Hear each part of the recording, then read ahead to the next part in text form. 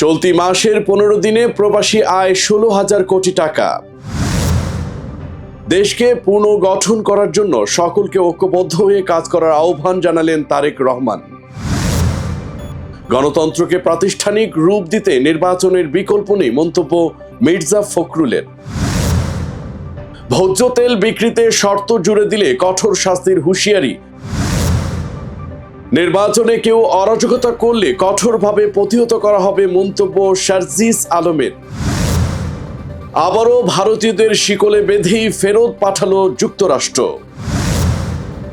শেখ হাসিনাকে ফেরত পাঠাতে চান উত্তর পূর্ব ভারতের 55% মানুষ। পশ্চিম আফ্রিকার দেশ মালিতে স্বর্ণের খনি ধসে নিহত অন্তত 48। চ্যাম্পিয়ন্স ট্রফির জন্য জার্সি উন্মোচন করল বাংলাদেশ। 4 ঘন্টার একক কনসার্ট করবে জনপ্রিয় ব্যান্ড দল অর্থহীন।